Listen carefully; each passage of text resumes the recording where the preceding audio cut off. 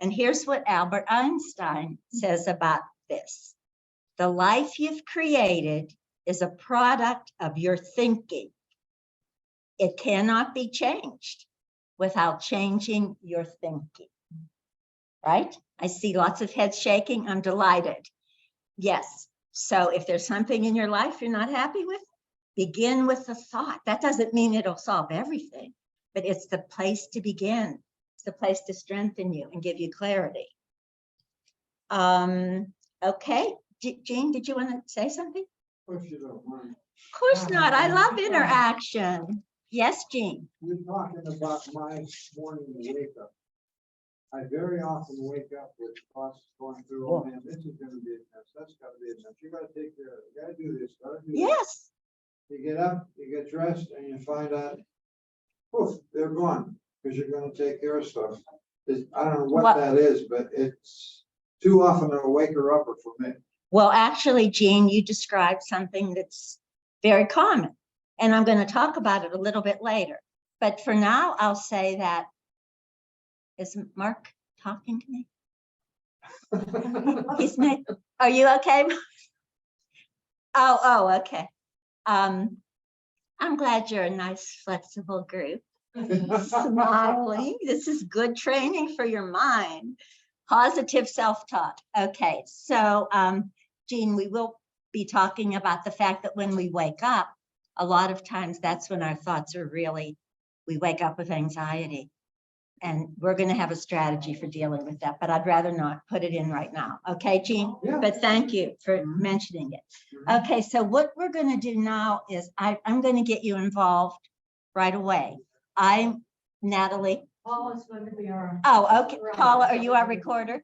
Want you to call out categories of negative self-talk. Now, I'll illustrate what I'm thinking of. Like complaining. Paul, would you write that?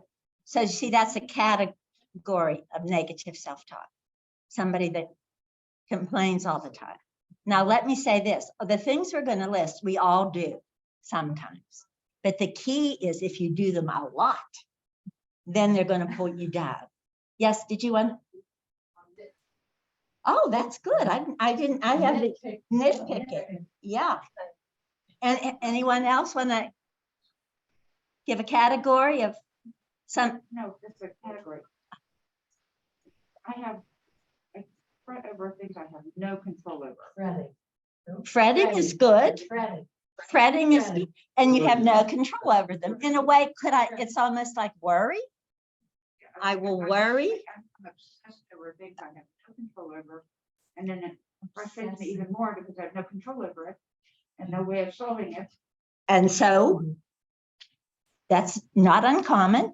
And today you can learn to stop that and to let go. It takes energy, but the results are worth it. Thank you. More categories? Yeah, you're. Oh. Response, something that I just saw, like probably a week and a half ago with somebody, I work, I haven't done this, so I'm being a No, you are not a hypocrite. You're sharing something. Somebody did frets and worries all the time, stuff that they don't have control over. She has a jar, like a Wednesday jar. What she does is she writes like things, that she's worried about, fretting about down, and then puts them in the jar, and she's not allowed to think about them anymore until Wednesday, when she takes everything out and looks at it, and then realizes, well, this was taken care of. Oh, this one was already taken care of, and I didn't have to worry about it, and it worked out. This all worked out. Yes, well, thank you for sharing that. And you're not a hypocrite because you told us I don't do this yet, but I think it's worth sharing, right? But see how easily we become negative. So, no. Eileen. Absolutely, yes. Who's speaking? Patty? Hi, Patty. Yeah. Hi, Eileen. I was going to say catastrophizing. Oh, that's good. Yeah, catastrophizing. Oh, What is that? catastrophizing is imagining the worst is going to happen. And guess what? A lot of kids have catastrophes in their lives. And unless they're dealt with and processed, they will unconsciously have the habit of when something goes wrong, imagining the worst. Yeah, it's hard to spell. So, well, okay. Thank you, Patty. Other category, I mean, basic categories too, like grumbling. Do any of you ever grumble? Grumbling? Yeah. Yes. Displaced anger, taking out on somebody else. Yeah, yeah, that could be with the, Or anger. well, anger is a feeling, and right now we're going to focus on thoughts. However, thoughts can create feelings. So, I forget your name, I'm sorry. Marianne. Marianne, what you're sharing is that implied in that is you could think about the anger so much and you want to get rid of it, so you put it somewhere else. So it really did begin in the thought. Is that true?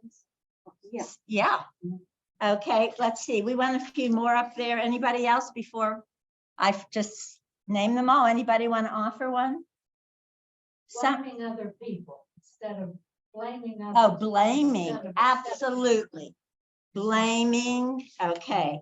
So blaming, I'm just gonna, Paul, we ready to talk? I mean, I'm gonna list some more. Oh, criticizing all the time.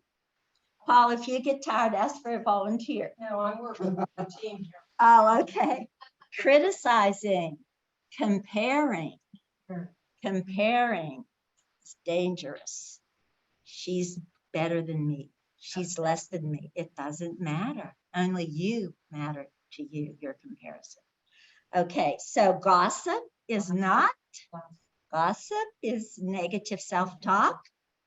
Holding grudges. Oh, I better not go too fast, right, Paul? Grudges. We need 2 recorders. We're just doing a couple more. Put downs of self or other. Put downs. Rejection of self or other. Judging. And you mentioned worry. Worry is an epidemic for sure. Okay, I think that's all we'll, oh wait, Paul, list. Worry again. Do we have worry down there? It should be in capital letters. Worrying is an epidemic. And as, your name, please? Robin. As Robin described with the person she knows, people are so used to worrying, not this person, but she's doing something about it, Robin's friend. But many people are so used to worrying that they just think it's normal. Oh yeah, I worry like my grandmother did. It's contagious, like my mother did. As if it's no big deal. It's a big deal. It's a big deal. A worrying dilutes love. And I'm going to give you an example later. So these, thank you so much, Paula. Yes, thank you. So I want to, these are self-evident. I want to say a few more words about futurizing and pasteurizing. Now, pasteurizing is a word I made up, but I think it fits well. It's the person who obsesses about a past event. Either I'm going to give you 2 categories. A mistake they made and they regret it. And they obsess over and over, relive it, and feel bad over and over. That's not a good idea. It is important to process something like that once or twice with a good body or a listener or your journal to get it, not to push it down, but to do it over and over keeps you stuck in a negative zone. Wherever you put your attention, energy comes. But if you put your attention on a past mistake over and over, you're pulling yourself down. Paula. I just like to share a little visual. Good, please do. I think it was a White House one time, but he wanted to domesticated. So we bought one of the videos. And we wanted around the wheel. And those of us who have obsessed over a mistake, it was just like that little mouse. He couldn't stop Yes, the wheel. very excellent visual. Yes. Thank you, Paula. Yes, I feel like sometimes it's not even a mistake you made, that you go back in time and change it. You understand what I'm saying? I think so, yes. I think about my brother, from on a motorcycle. I sometimes obsess on moving him so that he didn't, when he landed on the ground, that he didn't land where he landed, that killed him. Okay. Oh, wow. So you're, I So, had to sit there and okay. So if we you're- moved here, he you're, would've- oh, so it's it's a yeah. form of torture. Yeah. so The he- mind is the worst you torturer. know, and if you're, What is your first name? Debbie. Debbie. So are you, your brother died on the motorcycle? I'm sorry for well, that it loss. was 94. Well, it's He doesn't still, obsess as much, but I obsessed for years on moving him. It- In my brain. I hear you. It was a way of holding on to him in a way, but, mhm. On grass. And there was one spot that had the thing that nailed down the telephone pole. There was a wire and had here. If he would have landed anywhere else, and I So- moved him a billion times. Wow, wow, because you, So much anymore, well, but I still think about it occasionally. okay. But at the beginning, I moved him. Well, that's a real Uh-huh. vivid example of pasteurizing and keeping the hurt and the pain alive, Debbie. And like So- I said, it wasn't my mistake. Oh, but But it I was still- something you cared about Something deeply. I tried to change Oh. it. Oh, sorry, Mark. Mark might fire me. Because of my allergy to Zoom. I don't think, but I didn't mean to interrupt you, Deb. Yeah, in addition to the mistake idea of pasteurizing, the second category is painful events that we would tend to go over and over. If someone hurt us, a broken heart, a betrayal, and in your case, a very tragic death that you are in effect obsessively thinking about. And that isn't good for you, right? So my hope is you would like to end that. And there are ways you can do that, Debbie. Thank you for sharing that. Jean? As far as dealing with past things, we have learned the best way to handle those memories is acknowledge it, learn from it, let it go.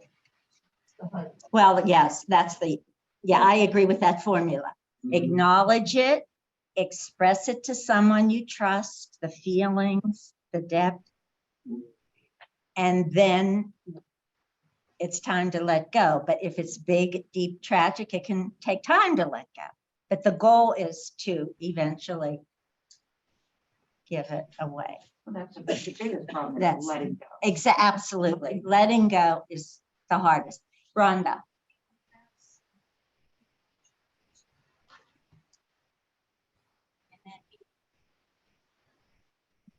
A friend of mine made a whole ceremony. She wrote a big long letter to her ex-husband. She fell apart. She said this thing. I've heard of that burning. Mhm. Thank you, Rhonda. Journaling is like therapy. I once had a dream that actually said that journaling is therapy. So the key is to put words to your experience, and that gets it out of your body. It's for real deeper traumas, it's more therapeutic to tell a person, but we don't always have that. So the person we tell should be a respectful listener who doesn't try to interrupt, who doesn't say, don't cry. Tears are valuable. They heal the wound. So if we don't have someone like that, I like what Rhonda said, journal it. And you don't even have to burn it. You can keep it if you want. That's up to the person. Robin, did you want to say more? I thought I saw your,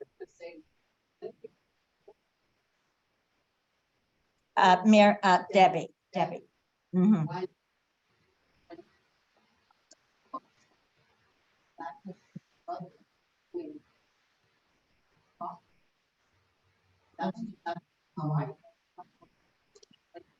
Mhm. Mhm. Mhm. He That- probably doesn't want. Probably doesn't want that. Well, I'm mad. What's that? I was mad at him for a while. Yeah, anger's, leaving me. anger's part of the grief cycle. Well, to get back to what we want to cover, I want to talk about anxiety, because anxiety is more damaging than worry. And I want to differentiate between worrying and anxiety. First, let me tell you what Mark Twain said about worrying. I've lived a long life and I've had many troubles, most of which never happen. Right? Right. Like, yes. So let's get that clear. Worrying is usually about something concrete, like I have to do, oh, I hope I can get everything done. Will I get everything done? Will I find the right gift for somebody? Anxiety is, the definition is fear of future loss. Now, anxiety, the loss, there isn't anything concrete. It's imagining what if, let's say during the pandemic, anxiety was way up because people were scared. And so, but they were adding to it by imagining, what if it never gets cured? Will I always be this isolated? You see, there's no loss yet, but it's a form of catastrophizing too. So what my message to you is, you have power to banish anxiety. What I'm going to share with you is hard work, but the results are priceless. So now let's see, I think I'm getting ready to go to part 2. Let me just see my notes. That would be the prices you pay if you don't pay attention to your, Eileen, oh, yes. excuse me. Yeah, I just wanted, I got the definition for anxiety, but what's your definition for worry? It isn't a formal definition. It's my contrasting it with anxiety. To me, worry is more concrete. Like, I'll tell you a worry I had today. I might be late. To me, that's a worry because I'm neurotic about punctuality. You see? So the worry is very concrete, Patty, and it's about to happen soon. Whereas with anxiety, there's no concrete thing that's being concerned about, and it's way in the future. Does that help? Yes, thank you. I hope so. They're both to be avoided. Do not take worry casually. It pulls you down. It drains your energy. Okay, so let me see if I want to say anything else before we go to prices you will pay if you just let your mind do its own thing. Now, I want to remind you, the mind, your precious mind, is the only thing in your life you can be really in charge of. Nothing else. I mean, events happen, right? We can't control the events. So I hope that motivates you. You can be in charge. Okay, so now we're going to go to, oh, wait, no, glad I looked at my notes. Before we go to prices paid, we're going to pause. I have to get back. We're going to pause and I'm going to be quiet for 1 minute. And what I want you to do is close your eyes and look within to ask yourself, what is my main negative self-talk? Now, I use the phrase self-talk. It's the way we talk to ourselves, right? I might be late. Oh, that's scary. So I want you to look within, and we have some of those listings. Ask yourself, what is your usual? Do you have a usual? Or you might have one dramatic one like Debbie shared. When we're in our lives, we can't really see as much what we're doing. But as Buddha said, it is only in stopping that one can see. So I'm inviting you to stop, or you're stopped in here, look within and try to identify any typical, your 1 or 2 negative self-talks. Okay, yeah, of course. So I'm going to be quiet for 1 minute. Try this, please. Okay.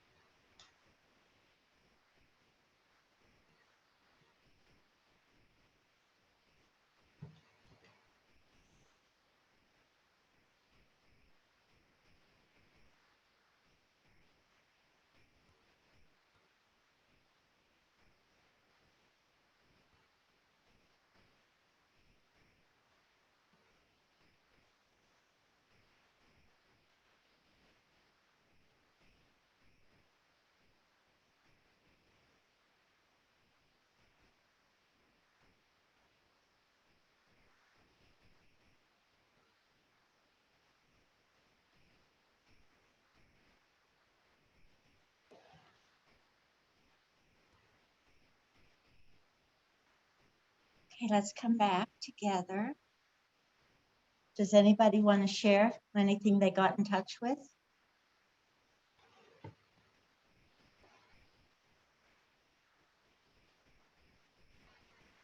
Okay. Oh, Paula, yes. I'm not sure if this is considered negative. But I fall short of my own expectations. That's a point. Excuse me, many years before. So I found myself being That is negative self-talk, big time. pleasant. Oh, I got it. yeah. Oh, look, Paula, I'm so glad you asked that. Or, no, make more cookies though. That's fine. But did you all hear that, Zoom people? Paula berated herself because her cookies failed. I didn't even get to, the dough didn't form. Oh, okay. They failed at the dough level. And then she berated herself.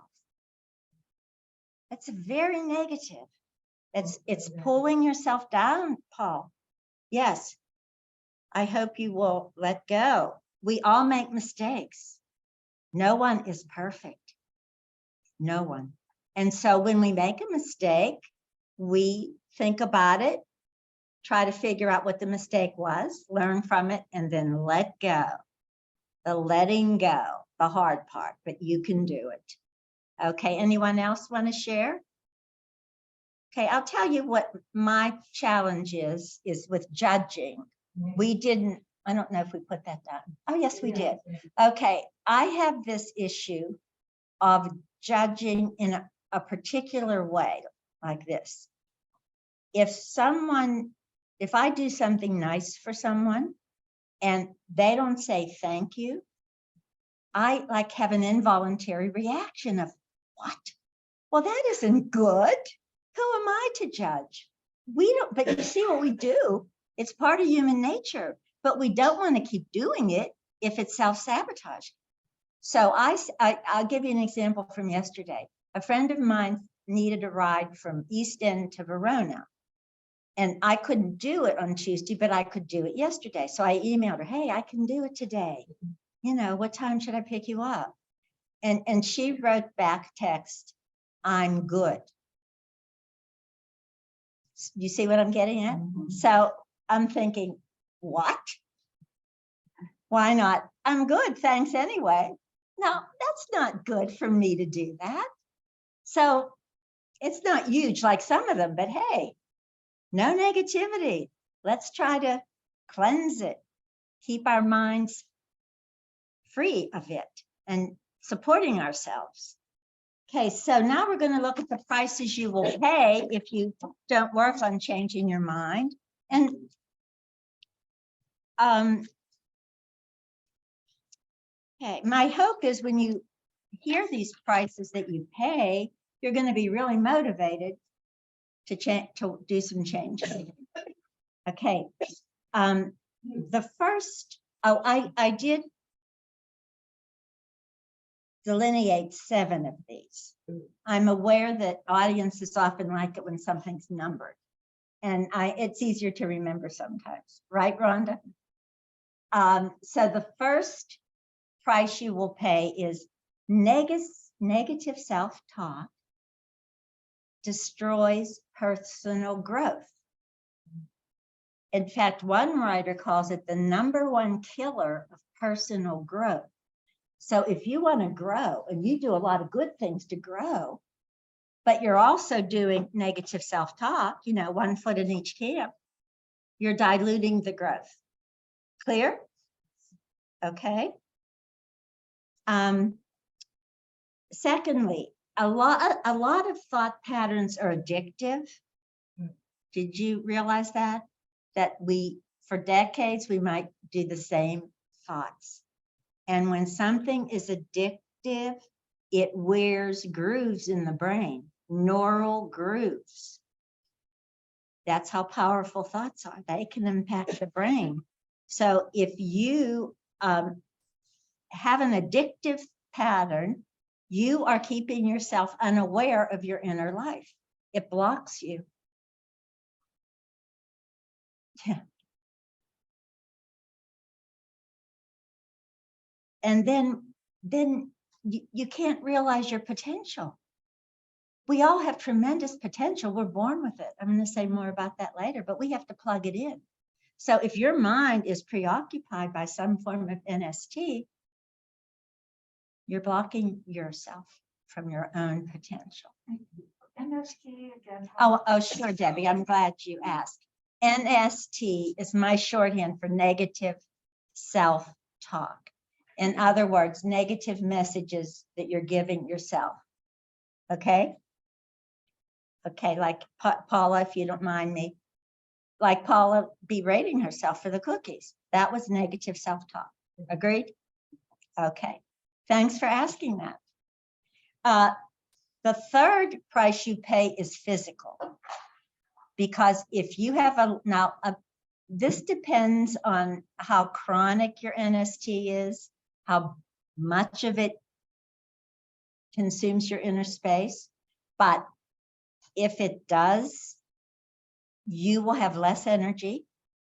Your stress hormones are triggered because it's tough to be feeling peaceful when your mind is torturing you.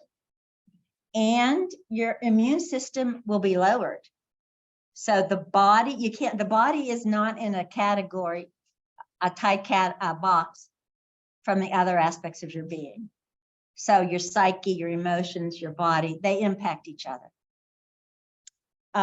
4, you will be vulnerable to moodiness.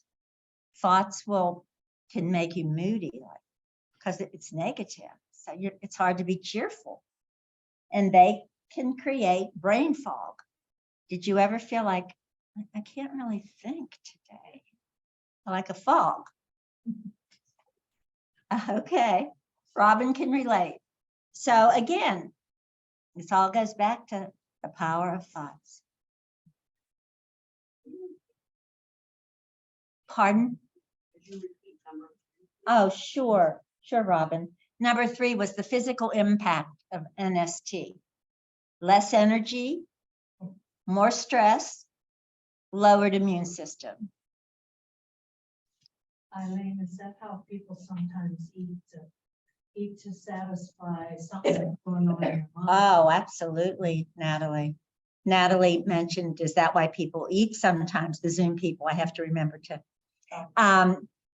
Eating is an escape, right? An escape from discomfort. I've been guilty of it. I confess. Yeah. But again, if we're aware of what we're doing, if we get to be at more peace, we'll be less inclined to need that. Number 5, if we will be prone to control issues. If your mind is out of control, like you're not in charge of it, so that the thoughts are spinning around, you will want to control everything in your environment. You've known people that have control issues, right? I mean, you say, oh boy, she's a control freak, right? So it's often the case, I don't want to be judgmental, but it's often the case that the inner life is out of control. And so the person is compensating by controlling every aspect of the external life, and sometimes wanting to control people in their lives. Yes. Mhm. Okay. Now here, negative self-talk, in this case, I'm going to talk about worrying, can actually dilute love. Now, I want to give you a dilute love. Now, love is very powerful, but this illustration, well, this is from my life. So in 2002, I was diagnosed with breast cancer. I was blessed that it was the safest kind. It was in the ducts, but it was still cancer, and it needed a lumpectomy and radiation. So my mother, I knew, was an intense worrier. So I thought I would go to her house and tell her, so we could talk about it and I could calm her and tell her it's the best cancer you can have. It's stage 0, etc. So I go to my mother. I can still see myself at the table. If you have a memory where it's so vivid, chances are it has a big impact on you. So anyway, I go to my mother's, sitting across from me. I tell her about the cancer. I was barely finished, and she said, Eileen, I have to go call Fran. Now, what does that mean? She was worried about calling her friend back because she had the worry issue that if I don't call her back in a certain time, she might not like me. So now I can tell you that because I know my mother, I knew her, that this is her pattern. Oh, I got to call her back. She'll think I don't care. Okay, so I was stunned. And she walked to the phone. I went in the living room and cried silently. I was really hurt. And when she hung up, I went back in. And because of my work, I knew that I had to tell her, Mom, wow, that really hurt. It really hurt. So I forgave her, of course. But I use it to show you. Do you see the point? I know she loves me. But in that moment, the worry was stronger than what I would think, the response of sitting there and saying to your daughter, oh, honey, I'll be here for you. Okay. So I want to get your attention with that. We can't take this worry lightly. It has impact. And of course, it depends on the degree. Not everybody worries like my mother did. But still, so just to raise our awareness about worry. Now, the 7th price you will pay is you will lose the present moment where all actual living occurs. Because you might be in the past, you might be in the future, you might simply be preoccupied like my mother was. She wasn't with me, was she?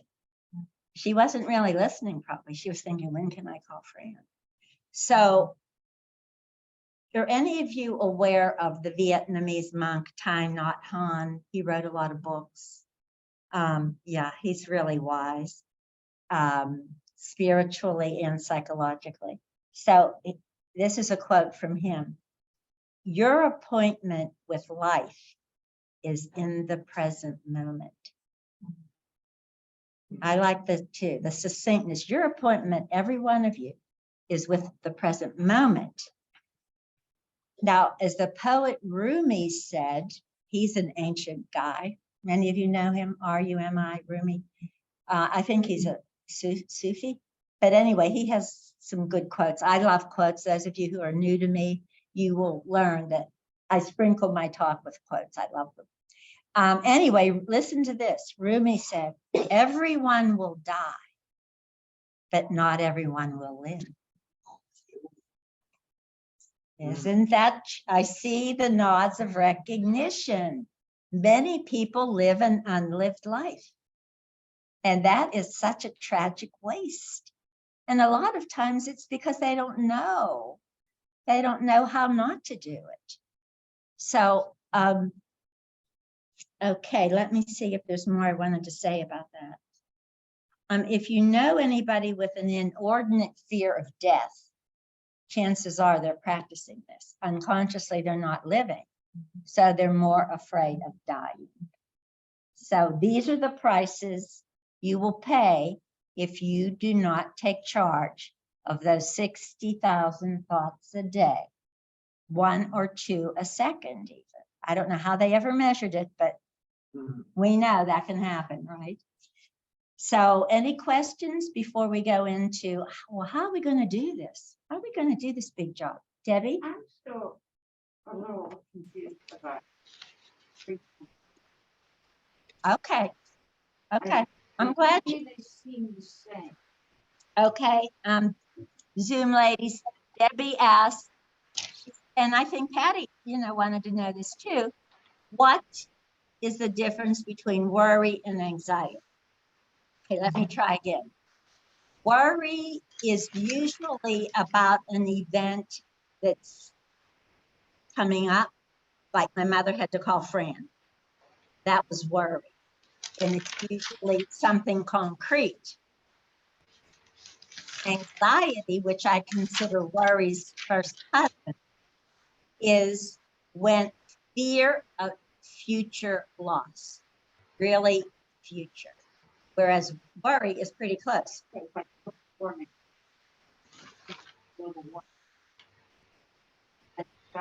Yes, yes, because you can't, well, that's not imaginary, but there's nothing that you're going to do about that. So wait, I like to, John, no, please, I'd love to hear from you. Yes.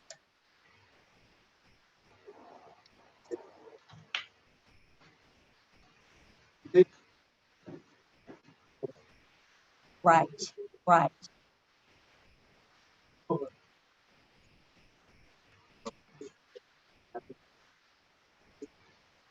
Right.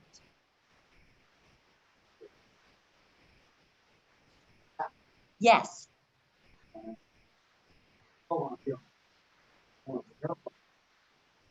But it's there. Yes. Okay. Well, thank you, John. But what transforms that into anxiety is if you plant your tent there and keep thinking about it all the time. When something is a real fear, we need to do what we can to stay safe. And then once we do what we can to stay safe, if we keep thinking about it, anxiety can rise up. Do you see, John? Do you agree? Yeah. Does that help, Debbie? So anxiety, you think of the definition, fear of future loss. It's in the future more than worry. Worries in the future. And it isn't clear what it is exactly, but you ruminate on it and you get anxious. People used to say, I get nervous. Nervous. That was my mother's generation. I get nervous. Now we say this is anxiety. And anxiety pulls you down and often leads to depression. Anxiety is dangerous. I want you to learn how to banish it. That was in the title of this talk. Retrain your brain, banish worry and anxiety. It's not a pipe dream. You can do it. Robin, I think I see your hand.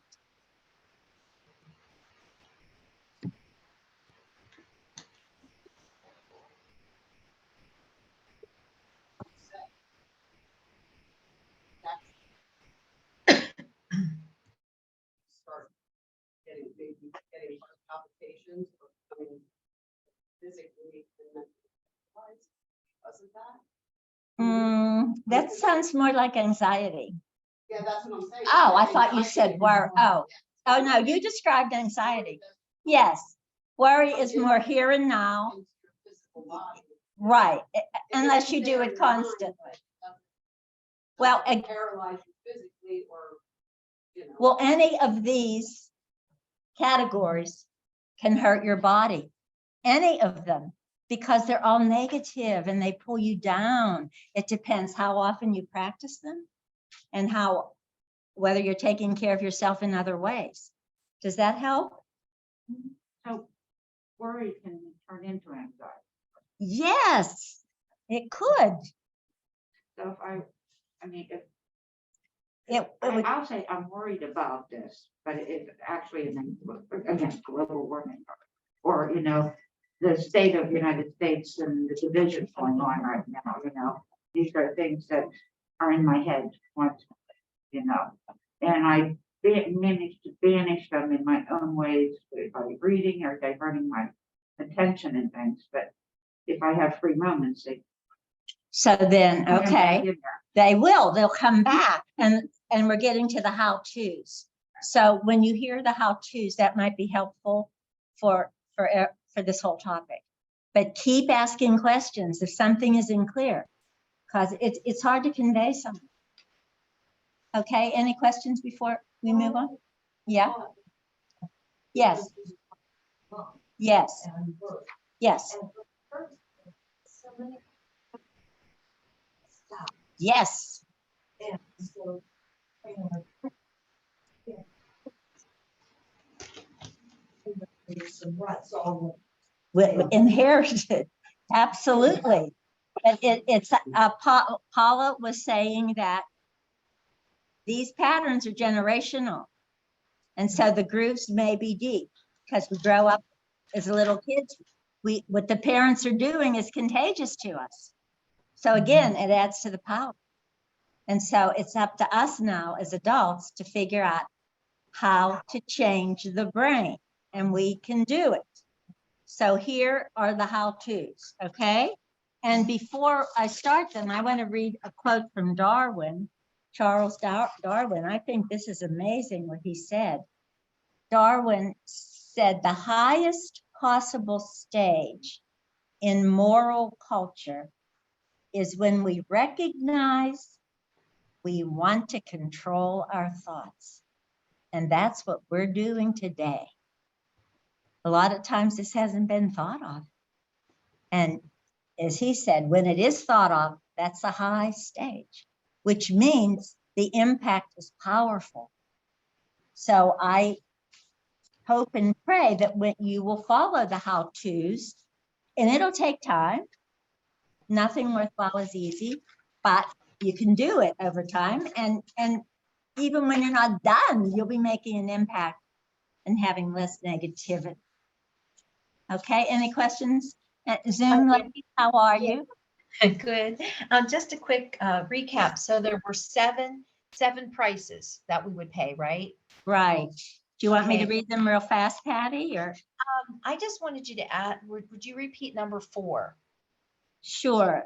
The practice of negative self-talks makes you vulnerable to moodiness and brain fog. Okay. Okay? Thank you. Sure.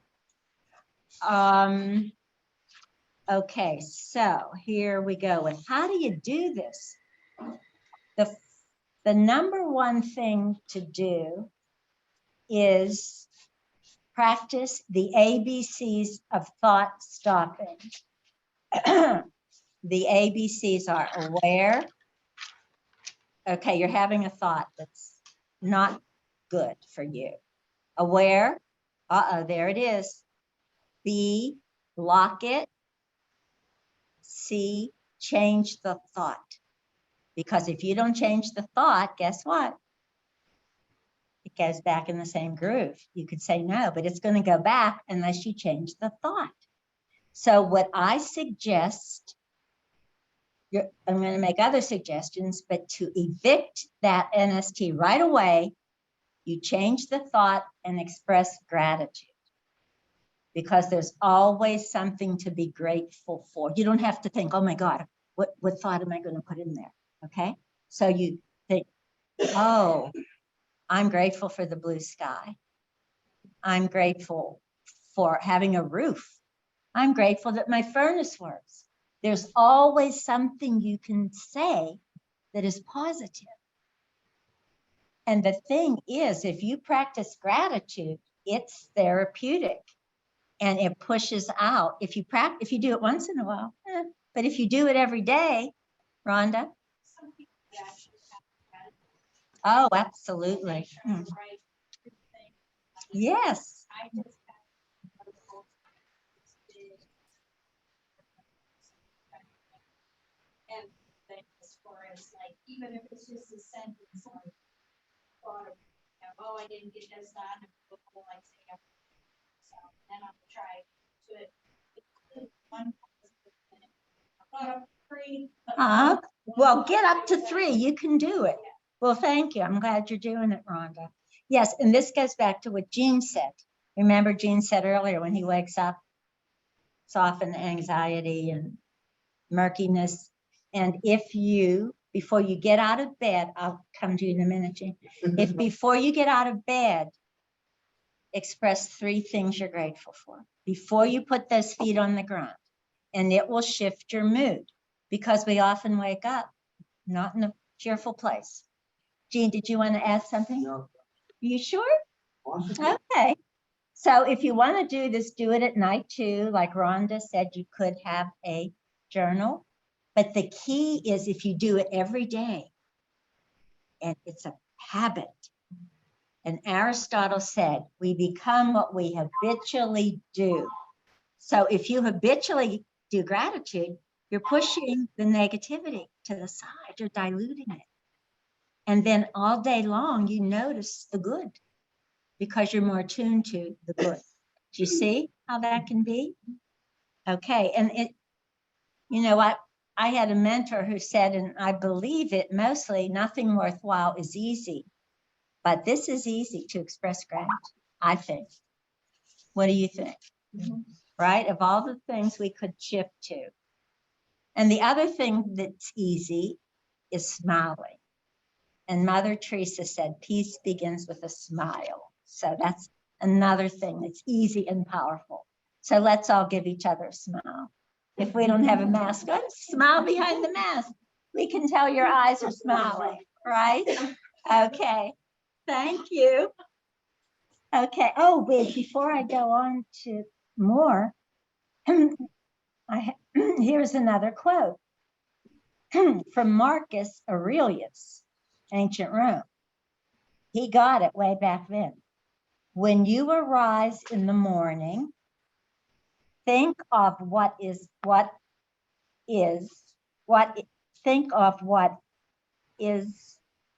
something's wrong with this typo. Think of here it is.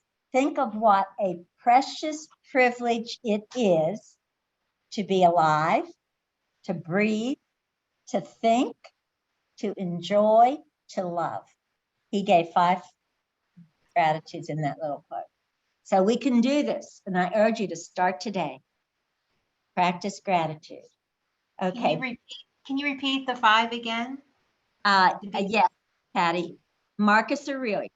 When you arise in the morning, think of what a precious privilege it is to be alive, 1, breathe, 2, think, 3, enjoy, 4, love. Love. And that is that okay? Was that Patty? You got that? Perfect. Thank you.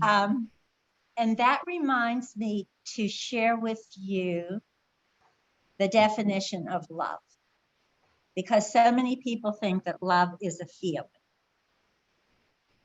It sometimes is. It's a great feeling, but that's not the essence. Love is the act where you set aside your preoccupations and extend yourself to nurture growth, your growth or another's. You did that today when you came here. You set aside your holiday hecticness. You extended yourself to get here. And why? I hope because you sense it might nurture you, right? So we, even if we don't feel lovable, we can act in a loving way towards ourselves and gradually embrace ourselves as lovable. That's a whole other topic, but okay, any questions before I continue? So how to do this? We're starting with gratitude. Do the gratitude right away. But it's hard work, so I want to share with you that you have power tools to help you with this work. Would you? Oh, of love? Yes, I will. And it is contained in the book that changed my life, The Road Less Traveled, by psychiatrist Scott Peck. If you want to grow, read that book. It's very readable. It combines the psychological and the spiritual. So Natalie asked me to repeat the definition, and I'm glad you did. Love is an action where you set aside your preoccupations, extend yourself, takes energy, and why? To nurture your growth or another. Okay, so let's go on to the power tools that you have. Wow, it's already after 3. Okay, we have time.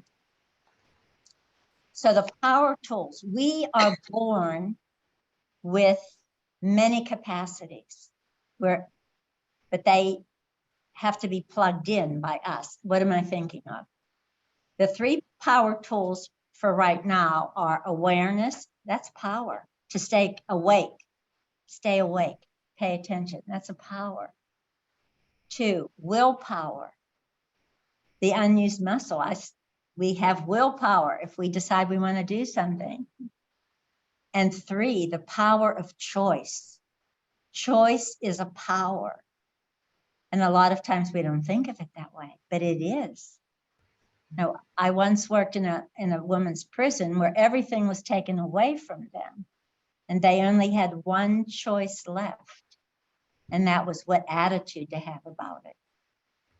And that choice made a difference. So you create your life through a series of conscious choices. If you're awake, or if you just go with the flow, you ain't creating your life. Are you with me? Okay, these are the tools you can use to get in charge of your mind. The precious, powerful mind.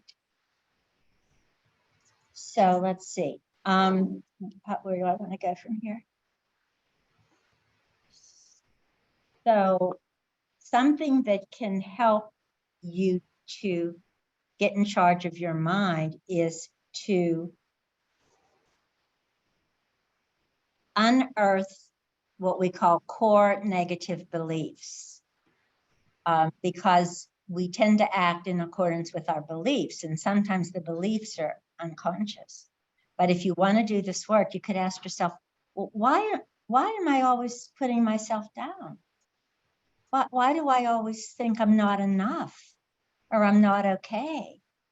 And maybe you have the core negative belief that you're not okay. And maybe that was given to you somehow in childhood.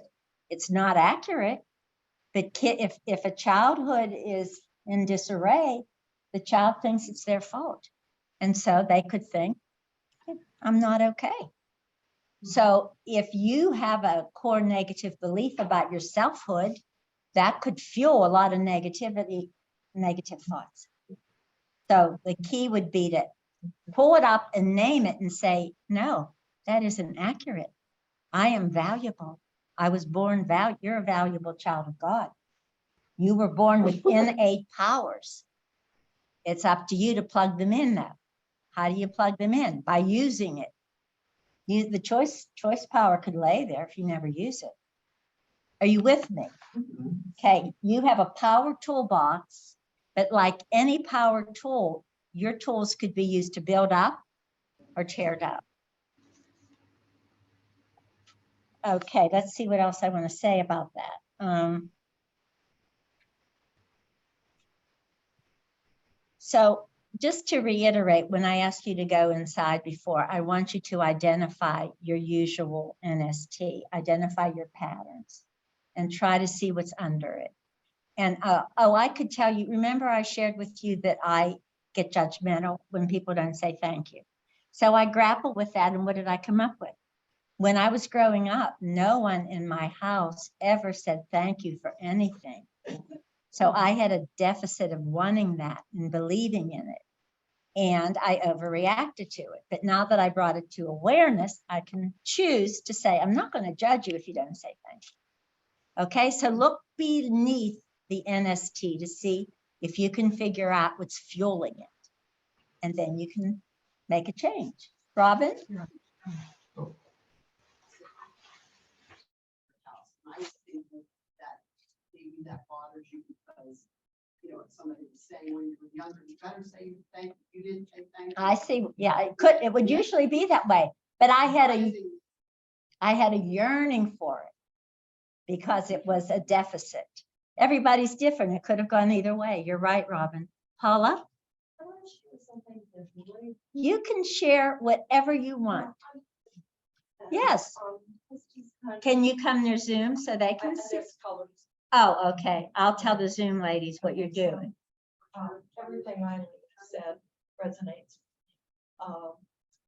At my age, I can identify with all of this stuff. But one of the tools that's worked for me for those, if you remember Linus and Peanuts, there's always all this negative stuff around him. It's just kind of floating.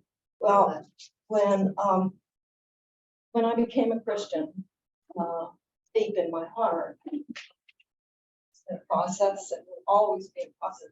But I needed to get some positive tools. I needed to get some positive words to offset this negative stuff that I grew up with. And there's no blame, you know, forgive my parents. We have to forgive. everybody. We have to forgive. Shown to me is that this is God's word to me, telling me who I am, and that He has given me the power to think positive thoughts, and He will give me those thoughts in His word.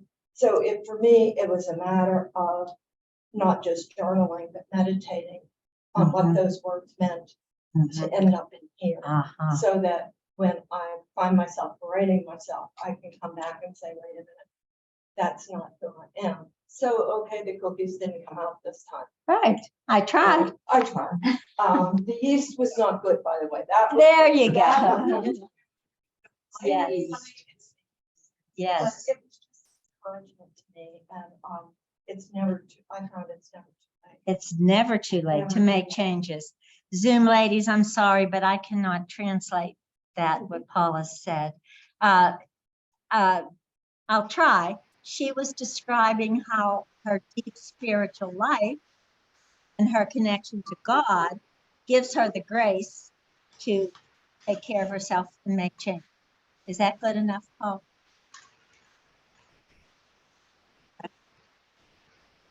Okay. But God, in my opinion, because we don't want to turn this into theology course, but in my opinion, God wants us to collaborate with Him or her. He doesn't want to do it all.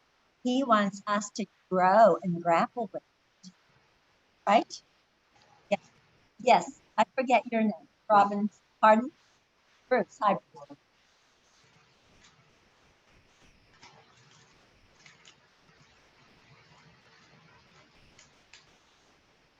Wait, could you say that again?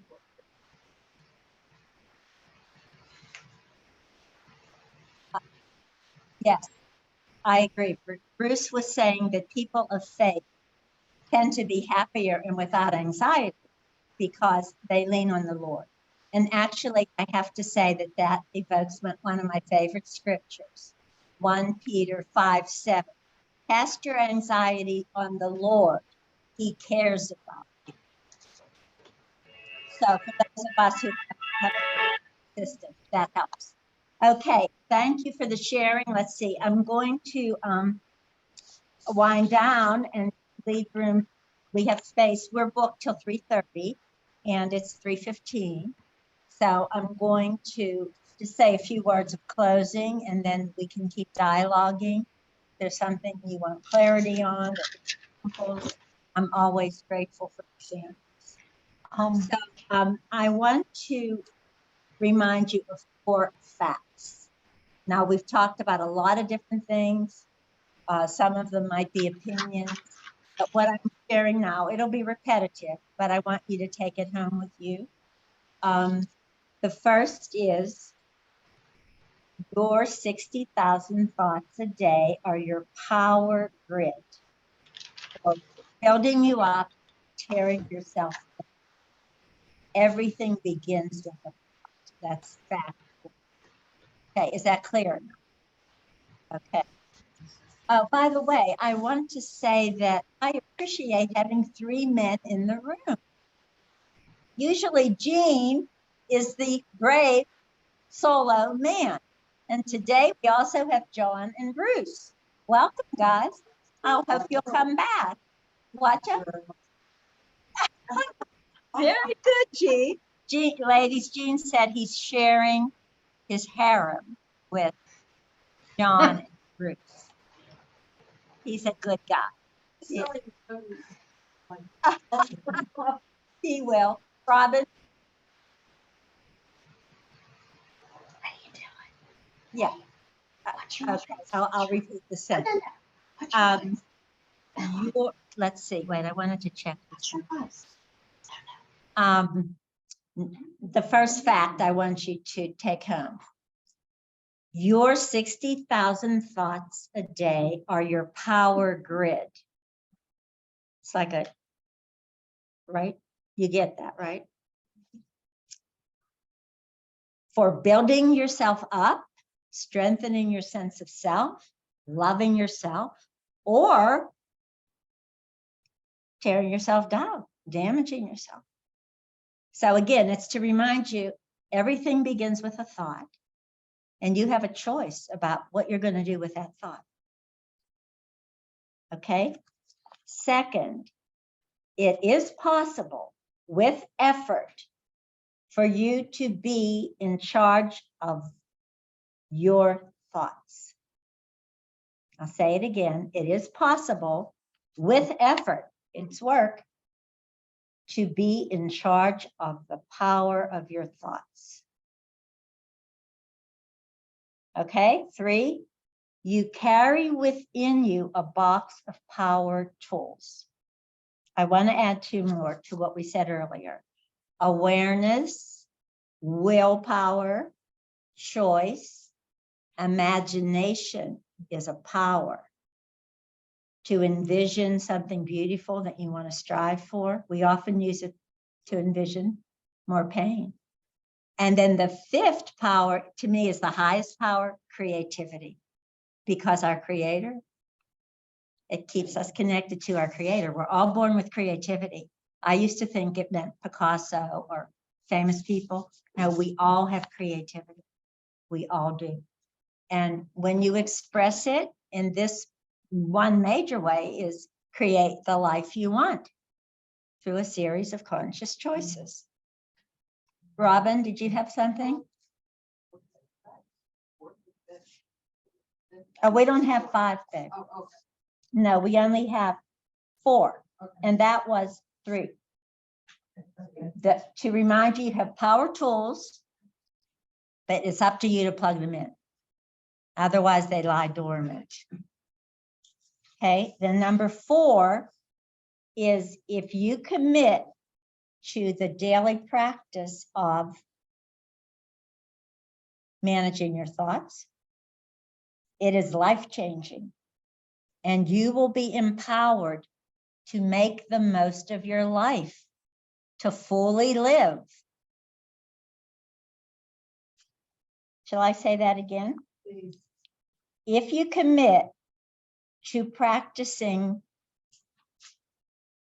encouraging self-talk daily and pushing out the negative, it is life-changing. and you will be thereby empowered to make the most of your life. Okay, now I want to wind down with the quote. Any questions about the fourth? Oh, wait, I do have something else with that fourth one. Do any of you, have you read Wayne Dyer? He has a couple good books. He's a psychologist. He grew up in an orphanage. He sold his first book from the trunk of his car. Anyway, 2 books that I love. Change Your Thoughts, Change Your Life. He wrote a whole book on it. So if you want to study the process, get that book. And the second book I love is There's a Spiritual Solution for Every Problem. Really, and it's practical. He's a practical guy. Okay, so now I'm going to leave you with a quote from my spiritual guru, Richard Rohr. He's a Franciscan who wrote a lot of books. You love him too. Yeah, I just saw it. Super Soul Sunday. With Oprah. And he talked about what's his new book? Well, he's written so many. Yeah.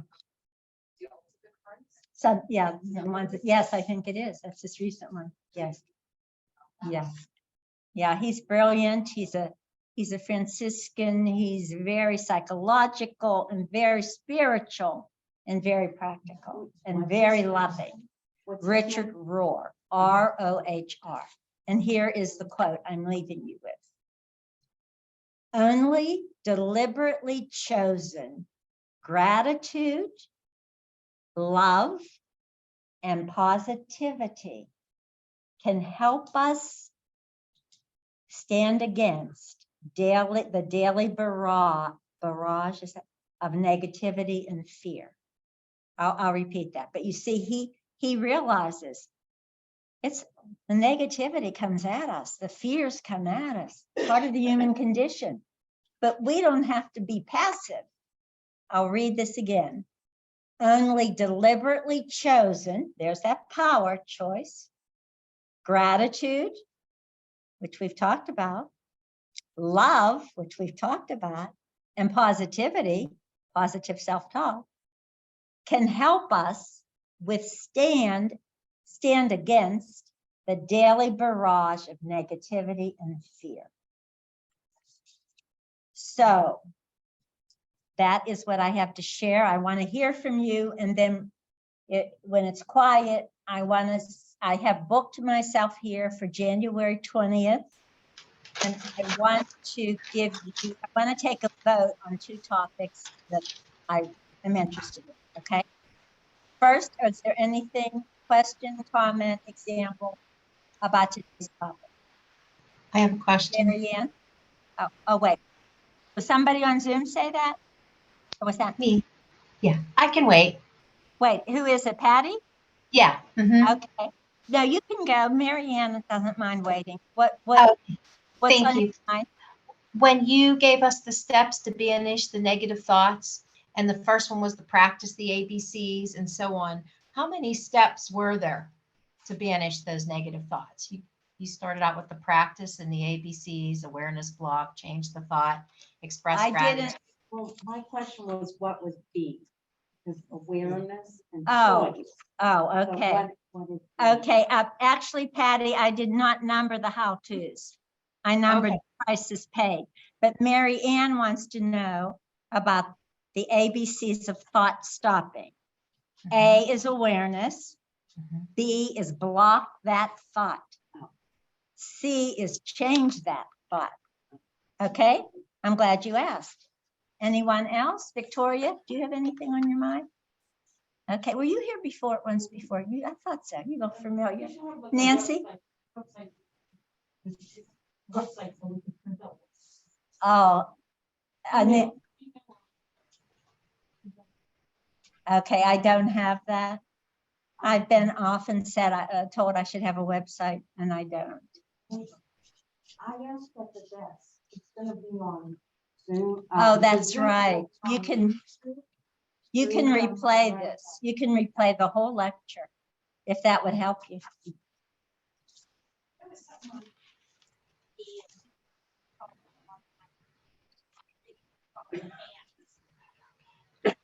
Pardon? And it was automatic. Oh. Oh. Hmm. Well, it's about NST, but with a different metaphor. Hey, if that helps, go for it. Yes, Bruce.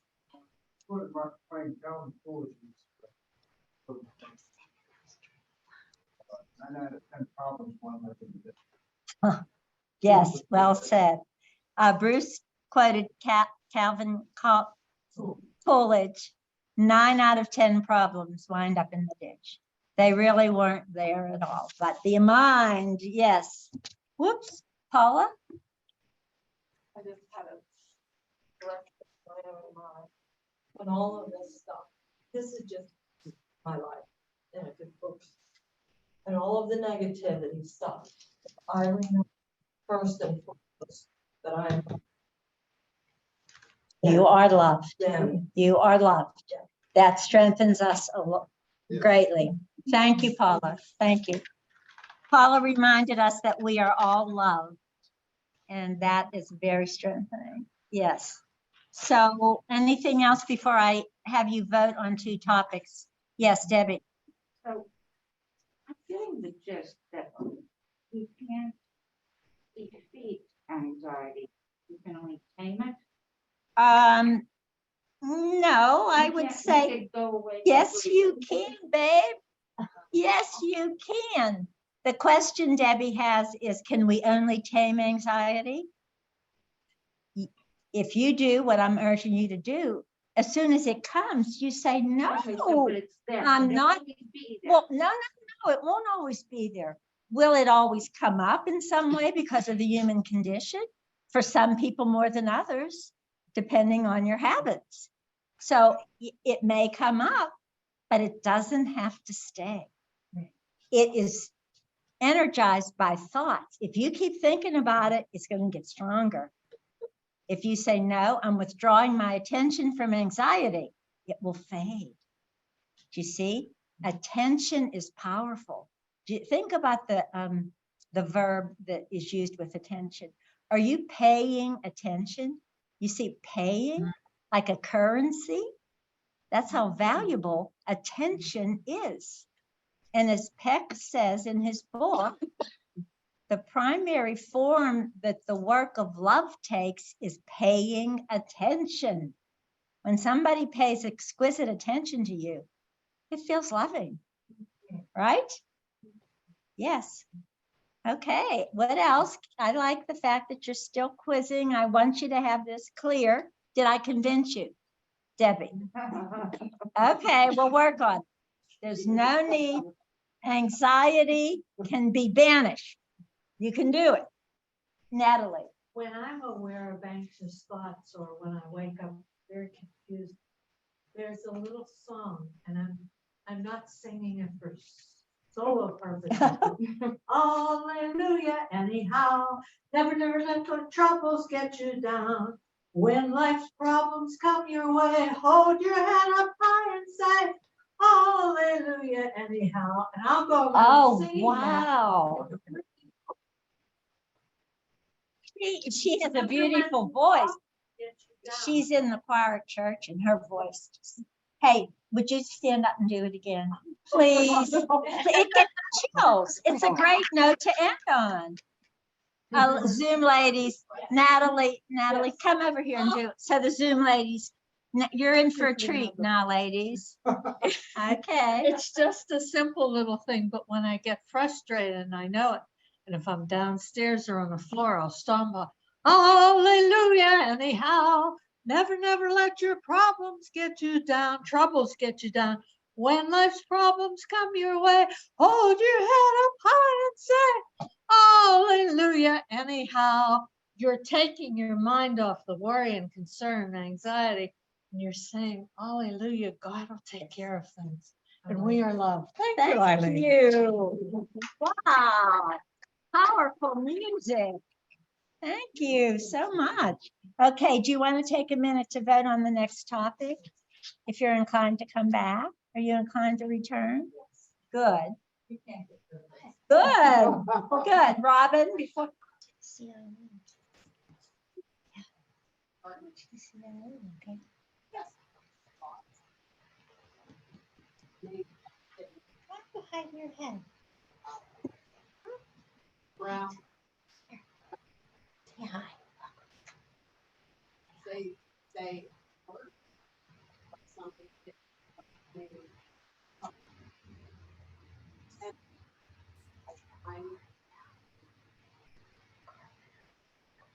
And It shifts the focus. It shifts the focus. It's another way to do it. Yes, thank you. Good. Good. See, now personally, I find expressing gratitude easier. But if that works, yeah, right. Okay, so I have two topics on my mind. And one is facing fear, imaginary fears and real fears. That's one. The other one is learning to love yourself, because lots of people don't. So now we're going to vote. You want a minute to think? Okay, how many? Absolutely, Sharon.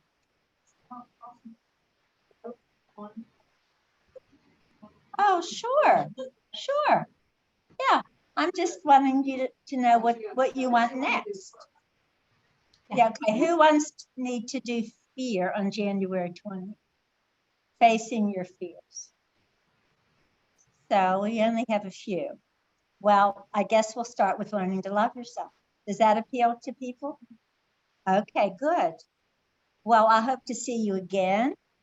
I am grateful that you came. I wish you a meaningful holiday season. I think of it as the joy of the incarnation. Makes me smile. So I wish you all the best and much success on retraining your brain.